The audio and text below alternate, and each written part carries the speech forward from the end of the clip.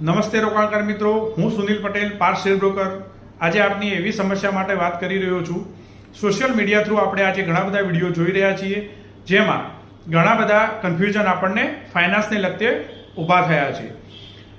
જેમ કે સોશિયલ મીડિયામાં આપણે વિડીયો જોઈએ છીએ તો કોઈ એક્સપર્ટ આવીને આપણને એવી સલાહ આપે છે કે તમારે ઇન્સ્યોરન્સમાં અથવા પીપીએફમાં રોકાણ કરવું જોઈએ. કોઈ એક્સપર્ટ આવીને આપણને એમ કહે છે કે તમારે ઈટીએફમાં રોકાણ કરવું જોઈએ. જ્યારે કોઈ એક્સપર્ટ આપણને આવીને એવું કહે છે કે એસઆઈપીમાં રોકાણ કરો અથવા એસડબ્લ્યુપીમાં રોકાણ કરો.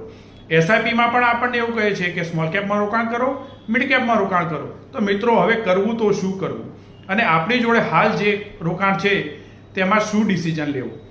તો મિત્રો, હું તમને એવું કહું કે આ અધૂરું અને અધકચરું જ્ઞાન આપણને હંમેશા નુકસાનકારક પુરવાર થયું છે.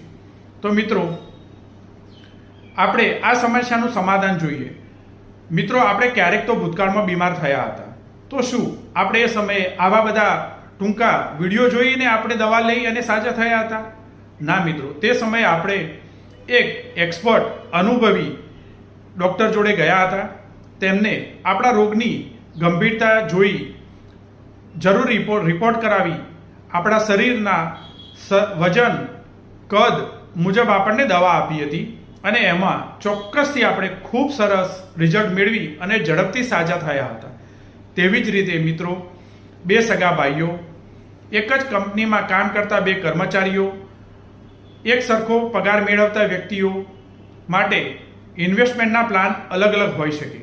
કારણ કે બંનેના ફેમિલી મેમ્બર્સની સંખ્યા, બંનેની જવાબદારીઓ, બંનેના ગોલ, બંનેના સપનાઓ અને બંનેની રિસ્ક લેવાની કેપેસિટી અલગ અલગ હોય છે.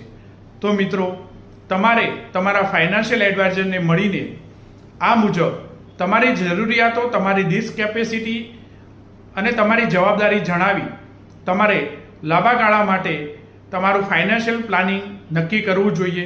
નહીં કે આવા સોશિયલ મીડિયામાં ફરતા વિડીયો જોઈને તમારે તમારા પ્લાન ચેન્જ કરવા જોઈએ. તમે તેમાં કંઈ સારું રિઝલ્ટ નહીં મેળવી શકો.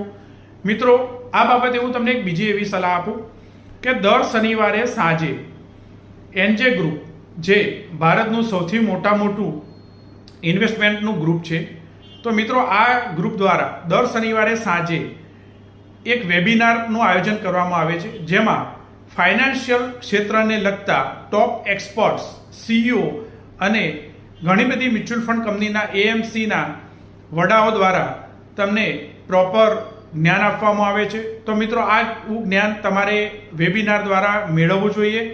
પછી તમારે તમારા ફાઇનાન્શિયલ એડવાઇઝર સાથે બેસી અને તમારો લાંબા ગાળાનો પ્લાન નક્કી કરવો જોઈએ. Thank you. Sunil Patel, Parth share broker.